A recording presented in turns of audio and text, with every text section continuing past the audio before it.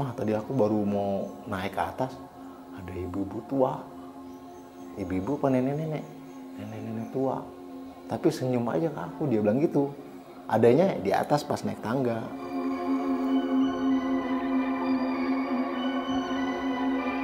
Nggak taunya malamnya sama dia dipotong. Setelah itu lagi dipotong, belum sampai putus, istrinya yang kerasukan. Kerasukan yang biawak itu. Nggak taunya dia minta nyawa balas nyawa. Kebetulan lagi mengandung lagi istrinya. Setelah dia umur 10 tahunan sakit. Anaknya ada kanker di kepala. Nggak ketolong akhirnya. Selang berapa bulan ibunya nyusul. Kan udah rame, masa udah rame. Ada angkot warna merah, nomornya saya lupa. Masuk, penumpangnya 3 orang tuh, kulit identiknya ke mahasiswa sini kan. Masa langsung stop, udah nggak banyak tanya itu. Nggak banyak tanya, yang saya lihat ya golok, ya celurit udah tembus kemana-mana udah. Itu 3 orang itu langsung mati di tempat. Kembali lagi bersama gue Adit, dan sekarang kita lagi ada di channel Telusur.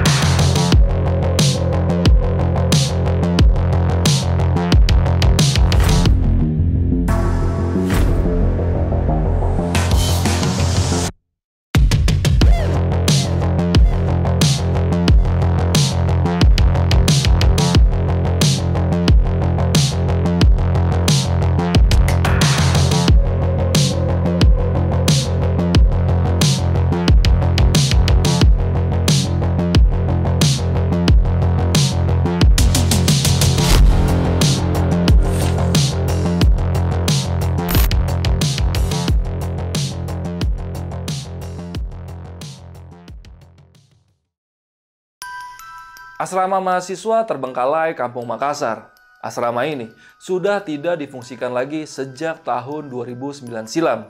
Setelah terjadi gesekan antara mahasiswa dengan warga sekitar, hingga ada korban jiwa dalam tragedi itu. Apa penyebab gesekan itu bisa sampai terjadi? Nanti akan kita buka semuanya. Tapi sebelum masuk ke sana, gua mau kasih bocoran sedikit nih kepada kalian nih, bahwa warga yang sering masuk ke area ini sering banget ditampaki sosok kuntilanak yang sering menampakkan diri di area kamar mandi dan beberapa area di asrama terbengkalai ini. Sejak asrama ini sudah tidak lagi difungsikan dan dialihfungsikan menjadi lahan parkir oleh para warga sekitar. Gua dan tim telusur beberapa waktu lalu mencoba nih untuk mendatangi asrama ini langsung guna menggali lebih dalam lagi cerita-cerita atau kisah mistis para warga yang pernah mengalami kejadian mistis di asrama terbengkalai ini. Dan berikut adalah beberapa kesaksian warga yang gua dan tim telusur temui ketika sampai di asrama terbengkalai ini.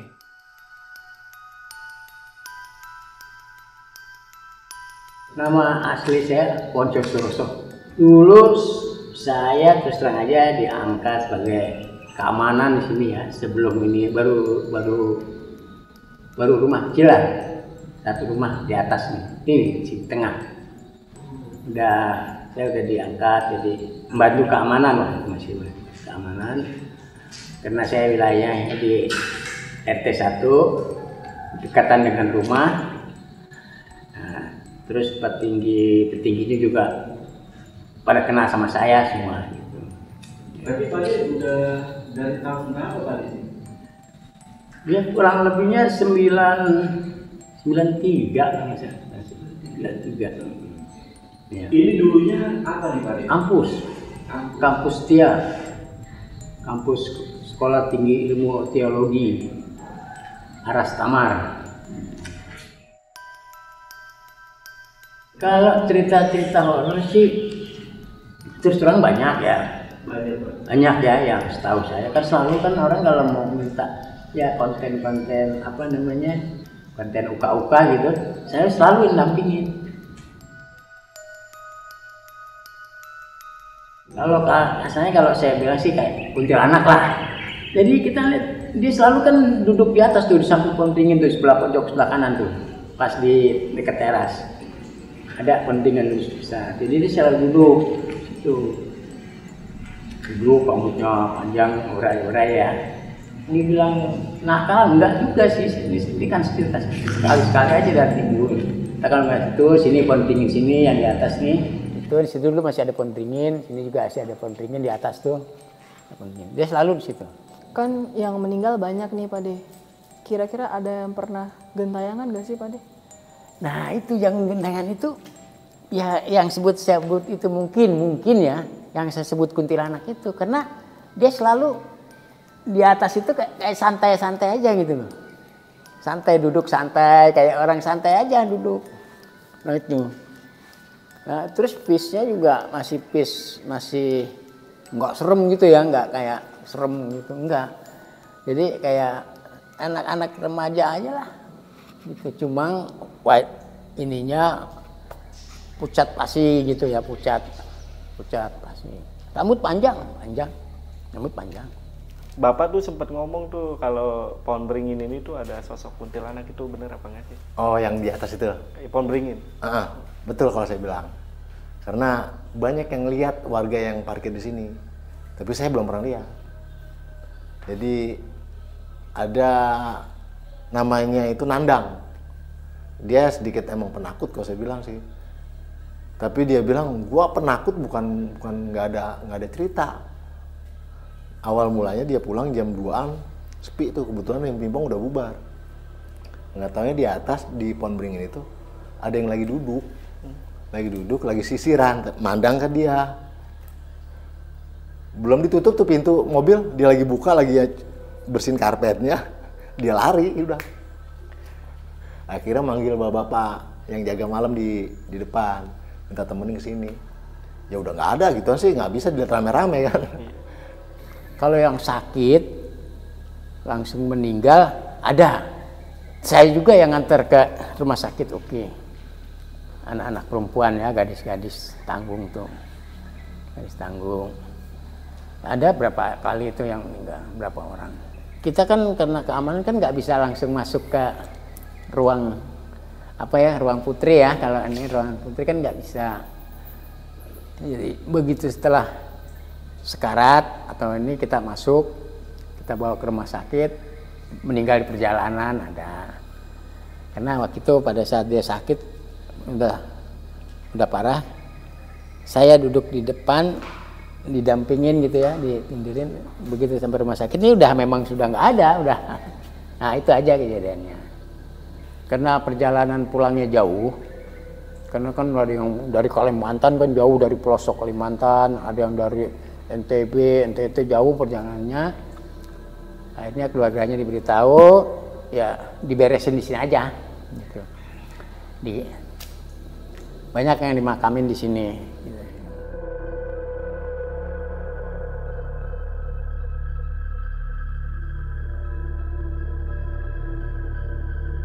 Ini pohon beringin yang tadi diceritain sama Pak De ya, Pak De? Iya. Ini ya? Nah, ini baru kayak akar-akarnya dulu ya? Akar-akarnya doang? Pohonnya di atas. Ya? Iya. Pohonnya di atas. Akar-akarnya sampai sini. Ya. Ini yang pohon beringin yang ada sosok kuntilanak ya, Pak De? Ya, di sini nih. Sini ya? Ini terus terangnya di sini nih. Nah, jadi kita kalau masuk dari sana, nah sini dia posisinya. Sama di dalam ini nih. Nah, di dalam ini nih. Iya, di dalam ini ada apa nih, Pak? Dulu kamar mandi kan nih. Kamar mandi WC nih. Cuma karena sering ada kejadian-kejadian gitu, akhirnya pada dibongkar-bongkarin gitu. Pak De, ini kan kamar mandi ya, Pak De? Ya, kamar mandi lagi ya? Kamar mandi banyak kita kamar mandi. Banyak ya? Banyak. Nah, kalau di sini yang Pak De tahu ada sosok apa di sini, Pak De? Kuntilanak yang biasa sih, kuntilanak. Kalau orang bilang kuntilanak. Kuntilanak yang pohon beringin itu? Mungkin yang di atas selalu ke sini. Oh. Jadi selalu di situ tuh dia. Kalau kita mau turun dia udah nunggu di depan. Jadi turun tangga. Kita turun dari tunggu sini. Itu kita masih di di tangga depan. itu. Nah, dia udah ada di depan situ. Gitu. Ini kan dulu ada sekatnya nih. Ini ada sekat karena sekatnya kecil-kecil kan ya, sekat gini-gini kan lebih kelihatannya ini sering jadi apa hawanya tuh udah akhirnya sama warga dibersihin lah itu. Dibersihin. Pak De, ini lagi-lagi kita nemuin kamar mandi di atas ya Pak De ya? Ya itu tempat-tempat yang agak ini ya selalu kalau kamar mandi di mana-mana selalu Ada sosok. Ada sosok-sosok yang ini. Tapi ini cenderung kuntilanak ini sini. Oh, kuntilanak yang sama nih. Sama. Kemungkinan ya. Ya kemungkinan yang sama. Oke, jadi karena ada posisinya kan hampir sama ini. Sini kamar mandi. Nah ini kamar mandi. Nah karena ini jalan udah ditutup, harusnya bisa juga langsung ke atas. Ini jalan udah ditutup sampah-sampah. Itu ada tangga, kita lewat sana aja ntar. Iya. Dan ini lagi-lagi kalian bisa lihat sendiri kalau ini masih ada akarnya nih. Nyambung ke atas nih. Iya. Ntar kita lihat pohon itu segede apa. Yuk Pak De. Ya.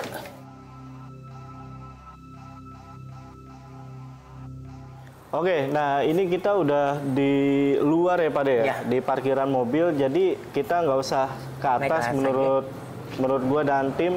Karena dari sini juga udah kelihatan kalau pohon beringinnya bener ada tuh. Sampai ke atas ya Pak De? Dulu yang sering duduk, yang saya bilang itu duduk. Nah itulah di teras itu.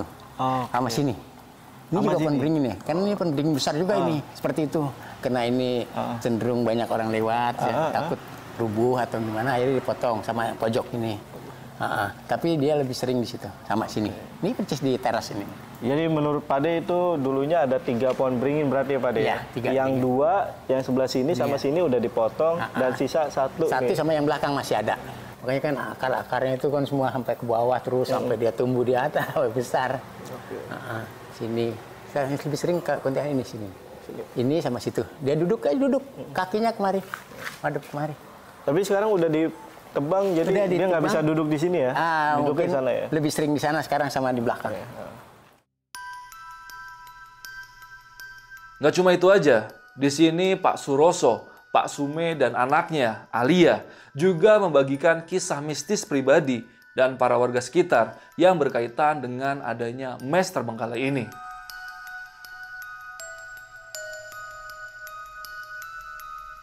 Om, berarti ini benar-benar terbengkalai dari tahun berapa nih Om? Terbengkalai itu persisnya ya 2009 lah. 2009 udah benar-benar kosong ya? Kosong, udah terbengkalai betul-betul. Sempet ini kan setelah terbengkalai banyak tempat negatifnya ini kan. Mungkin karena anak-anak kali ya Mas ya. Dia peka arangnya. Peka. Jadi kayak hal-hal seperti itu dia bisa lihat kayaknya. Waktu pernah tuh dia pulang habis tenis meja di atas. Pas pulang dia cerita, "Mah, tadi aku baru mau naik ke atas, ada ibu-ibu tua. Ibu-ibu apa nenek-nenek? Nenek-nenek tua. Tapi senyum aja ke aku," dia bilang gitu. Adanya di atas pas naik tangga.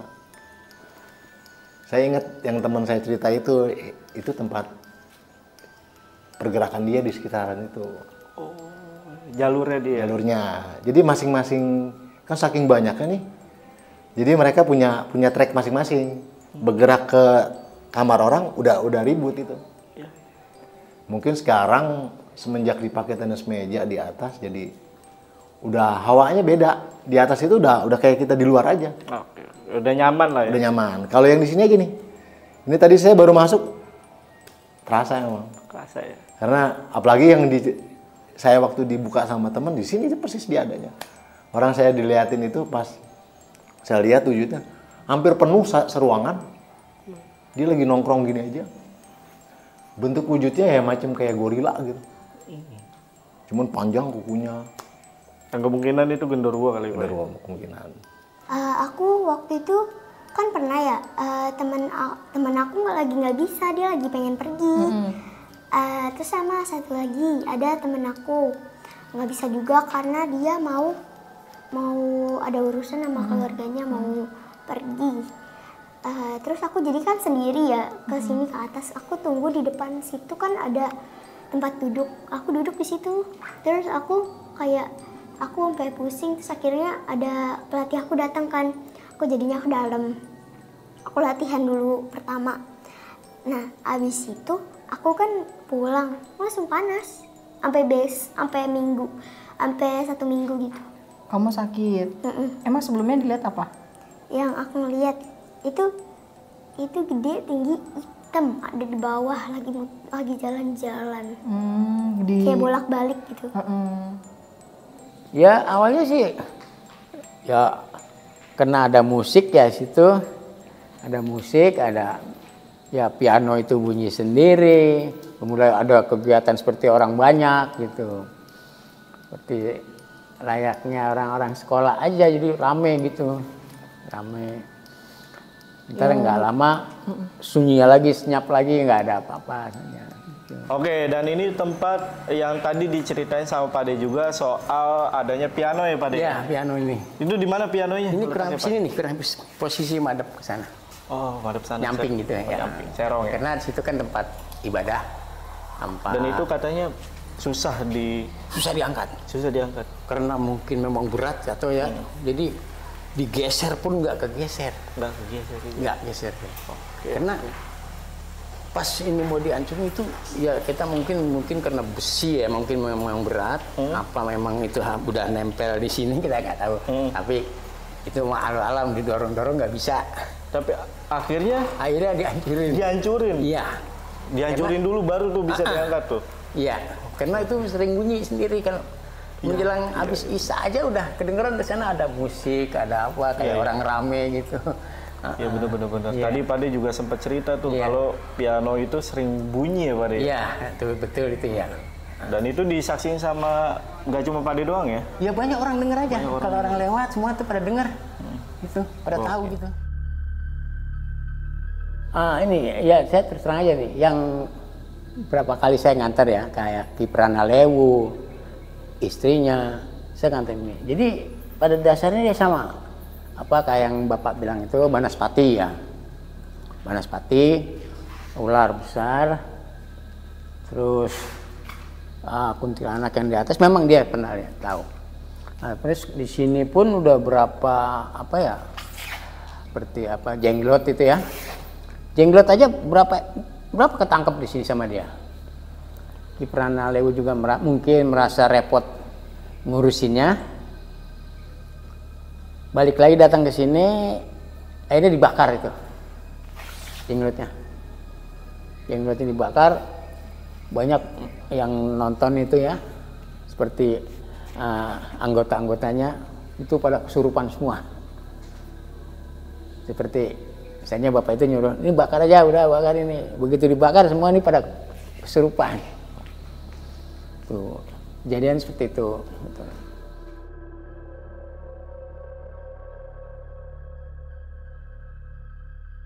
Kalau awal mulanya kejadiannya memang bukan dari sini, tapi berkaitan dengan ini juga. Karena berkumpulnya di sini. Kejadiannya di RT 2 RW 4. Ada keluarga nih, suaminya kurang lebih mau maghrib itu masukin burung. Pas dia mau masukin kandang burung, dari atas plafon itu kayak ada buntut ekor binatang lah, entah ular, entah biawak. Dia naik ke atas dong, dia lihat, penasaran, nggak taunya biawak. Nah biawak itu disuruh pergi sama dia, tapi nggak ada respon biawaknya, cuma natap aja. Akhirnya istrinya bilang, udah Pak, mungkin dia mau dipelihara kali, ditangkap sama bapak itu, ditangkap.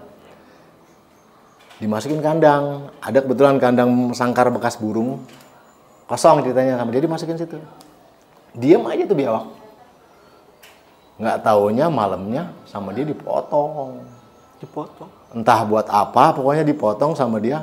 Kebetulan kan dari rumahnya itu ke bawah, ke pintu depan itu kan tangga gini kan. Setelah itu lagi dipotong, belum sampai putus, istrinya yang kerasukan yang biawak itu. Nggak taunya dia minta nyawa balas nyawa, karena dia bilang saya juga makhluk, cuman bukan manusia. Bentuk wujud saya emang seperti itu. Itu yang sembuhin kakaknya sendiri dari Jawa datang ke Jakarta. Akhirnya negosiasi nego-nego, dia minta di jasad biawak itu minta di makam kayak layaknya manusia. Dikubur gitu. Dikubur. Dikuburnya juga dimintanya di makam manusia juga. Akhirnya setelah itu baru dia pergi. Tapi negosiasi itu baru dapat maunya seperti itu setelah 2-3 bulan. Sepanjang 1-2 bulan itu masih kesurupan. Kebetulan lagi mengandung lagi istrinya. Mungkin imbas dari benturan-benturan, dia sering ngamuk, benturan-benturan. Mungkin janinnya ini juga kali ya. Ya namanya gimana sih? Ada bayi bentur-bentur. Setelah dia umur 10 tahunan sakit. Anaknya ada kanker di kepala. Ceknya ketahuan udah stadium tinggi, stadium 4. Nggak ketolong akhirnya. Selang berapa bulan ibunya nyusul. Dan kemungkinan karena kejadian itu. Kalau secara biologis sih kalau saya bilang karena benturan itu. Benturannya karena memang kita orang laki aja yang megangin aja nggak bisa 2-3 orang gitu. Dia ngamuknya luar biasa. Nah, si roh itu titip pesan dia bilang. Jangan sampai warga bertindak seperti itu lagi.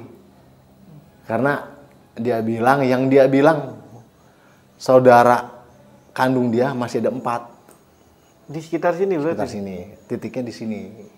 Dan kemungkinan sosoknya seperti dia. Dia bilang pesan dia bentuknya melata, nggak mesti biawak. Bisa ular, bisa ular. Makanya warga sini kalau ketemu sama hewan seperti itu, diusir, ditangkap, dilepas lagi.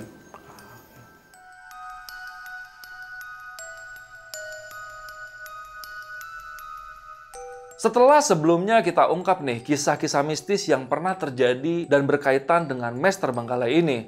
Sekarang saatnya kita masuk ke tragedi penyebab kenapa sampai asrama ini bisa sampai terbengkalai dan tidak difungsikan lagi, dan ini adalah sudut pandang dari para warga sekitar. Dulu awalnya gesekan-gesekan mahasiswa sama warga sini gitu ya. Awalnya sih ya pada saat hari Jumat siang kita mayoritas kan orang sini pada mau ke masjid, tapi dia lalu lalang di jalan semua rombongan pakai gitar apa. Itu awal gesekan. Karena mereka terlalu banyak, mungkin yang tertindas lapar kan. Biar gimana dia harus makan. Akhirnya yang nggak kuat imannya nyuri. Jadi nyuri yang pertama nggak ketangkep, yang kedua nggak ketangkep. Ya apesnya dia ketangkep warga. Pas tangkap warga itu kejadian malam Sabtu. Tanggalnya saya lupa lah. Pokoknya di akhir 2008. Yang saya ingat malam Sabtu. Malam Sabtu itu kebetulan di masjid itu ada habis selesai pengajian anak remaja. Lagi masih banyak kumpul masa kan. Dengar ada kejadian teriak maling, ya anak-anak kebetulan yang lagi rame ya tangkap. Saat itu pelakunya kalau nggak salah anak. Itu udah kondisinya saya tarik, pelakunya udah hancur. Cuman belum mati aja kasarnya. Masa gimana sih? Benda tumpul, benda tajam masuk semua kan, kepukul semua. Kebetulan saat itu abang saya sendiri masih RW-nya, di RW 4. Ya, saya amanin, langsung bawa ke rumah RW. Udah kita amanin, tunggu anggota Polsek dari Makassar datang, baru dijemput. Nah selesai dia diangkat sama Polsek Makassar, mungkin temennya nggak terima, jadi rumah warga diserang dari arah mes putranya tuh nyerang, sampai negosiasi lurah sama Kapolsek langsung. Kapolsek datang bukan diterima baik-baik tapi ditakolin, disambitin sampai berdarah-darah juga Kapolsek. Nah kejadian malam Sabtu itu langsung aman karena langsung dapat bantuan dari Polres Jakarta Timur, langsung diblokade semua. aset-aset ex kampus ini di blokade sampai pecahnya itu kejadian malam minggunya. Tapi dari malam Sabtu ke pagi sampai sorenya itu aman, nggak ada bekas keributan, nggak ada itu. Malam Sabtunya, malam minggunya baru pecah. Mungkin waktu itu kita juga mungkin kalah banyak ya. Dia 2000 mahasiswa, warga setempat, orang laki yang besar sama ibu-ibu, anak-anak udah ngungsi semua. Kita dapat bantuan aja dari luar banyak. Tapi bantuan saat itu datang juga nggak tahu menau. Mereka datang aja, ada orang yang datang itu. Saya tanya rumahnya di mana, di Bekasi, ada yang di Bogor. Kok cepat gitu infonya sampai ke sana gitu kan. Sedangkan zaman itu kan belum Android. Iya, belum sosmed tuh belum. Sosmed belum ada. Zaman itu masih eranya telepon itu seluler baru Asia nggak salah. Lagi tren-trennya Asia. Bantuan itu datang, pecahnya itu sekitar jam 10 jam 11 baru pecah. Itu jalanan itu udah nggak kelihatan aspal, udah penuh orang. Cuman kita antisipasi takut benturan sesama gitu, nggak tahu, cuman dikasih tanda kain putih aja diketin gitu. Untuk warga? Buat warga sama yang datang bantuan itu. Jalanan udah tutup semua sama polisi. Jadi bantuan itu datang lewat asrama haji itu dari kali. Mereka jalan lewat kali. Datang ke dalam, masuk ke dalam. Kalau lewat jalanan udah nggak bisa, udah ditutup. Nah, korban-korbannya itu pas Minggu sore. Pas nanjakan tadi tuh, kan jalanan tuh tanjakannya. Sebelum tanjakan itu, kan udah rame, masa udah rame. Ada angkot warna merah, nomornya saya lupa. Masuk, penumpangnya 3 orang tuh. Identiknya ke mahasiswa sini kan. Masa langsung stop, cek KTP-nya. Mereka itu dicek. Saat itu kan orang masih banyak yang punya KTP 2 kan. Nggak kayak sekarang udah iktp ya. KTP-nya waktu itu dilihat sama, udah nggak banyak tanya itu. Nggak banyak tanya, yang saya lihat ya golok, ya celurit udah tembus kemana-mana udah. Itu 3 orang itu langsung mati di tempat. 3 orang yang ada di angkot itu tuh. Angkot itu. Sekarang masa saya dari atas karena kebetulan lari dari atas karena kebetulan saya ini kan warga sekitar, takutnya nah imbasnya kan saya juga ngamanin anak-anak remaja yang sekiranya saya kenal gitu, jangan sampai ikut-ikutan. Karena ini udah takutnya udah provokasi dari mana datang aja udah. Kayak ini kan, nah ini kena pecahan, bukan pecahan, mereka kan pakai molotov juga. Mereka nyerang pakai molotov juga. Ini kena botol ini. Oh, musuhnya sendiri kena botol. Nggak sadar itu juga. Jadi udah pecah, udah sobeknya udah berantakan, udah nggak sadar.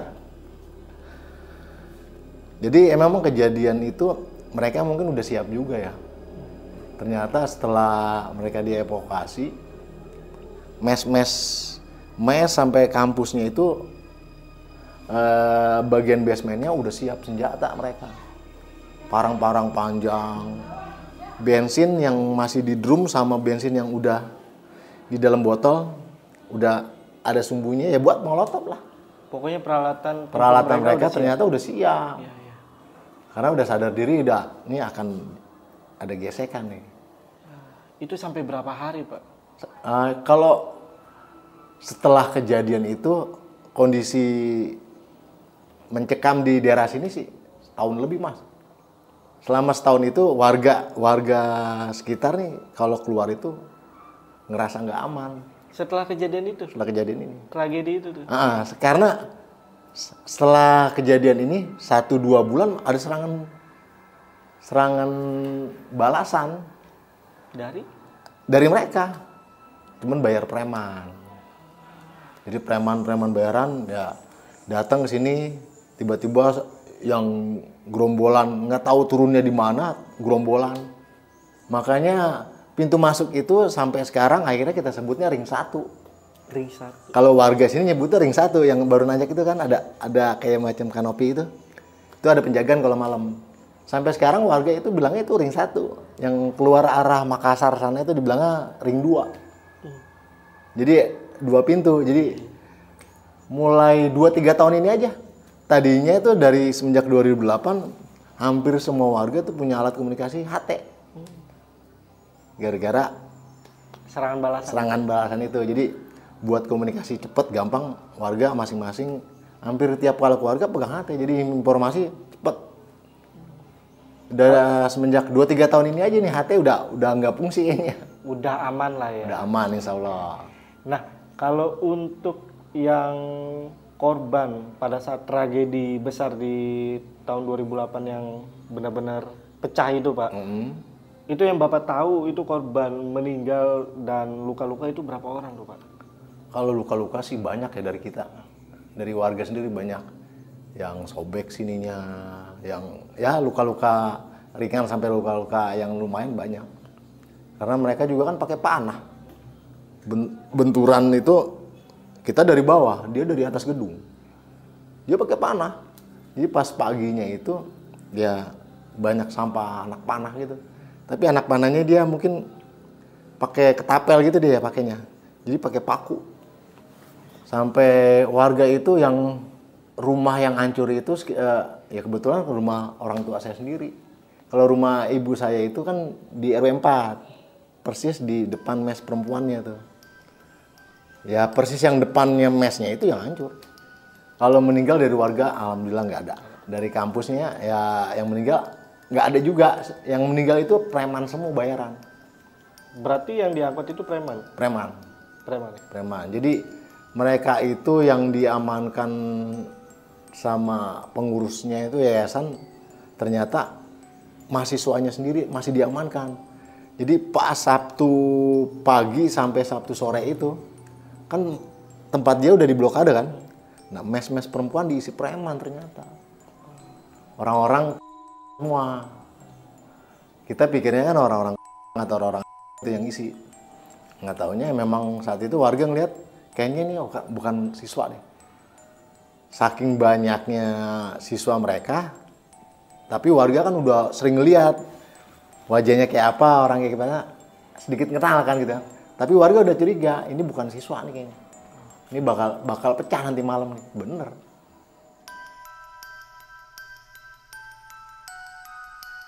Itulah sudut pandang dari warga sekitar tentang penyebab kenapa asrama ini bisa sampai terbengkalai dan dialihfungsikan menjadi lahan parkir oleh warga sekitar. Dan video itu juga menjadi video penutup dari video telusur episode kali ini. Dan buat kalian yang suka dengan dokumenter horor seperti yang tadi gue sajikan, kalian bisa langsung aja nih subscribe channel telusur ini. Dan buat kalian yang punya rekomendasi tempat telusur, bisa langsung aja DM ke Instagramnya Lentera Malam untuk kasih info ke kita ada tempat yang bagus untuk kita telusuri. Kalau lebih bagus lagi, kalian bisa nemenin kita saat telusur. Jadi supaya kita bisa dapat izin dari tempat itu lebih mudah lagi lah. Dan saat ini kita baru bisa explore atau telusur bikin dokumenter di area sekitaran Jabodetabek aja. Kita saat ini masih belum bisa untuk telusur di luar Jabodetabek. Oke, paling video malam ini cukup segitu aja. Gua Adit dari Telusur dan Lentera Malam. Izin pamit.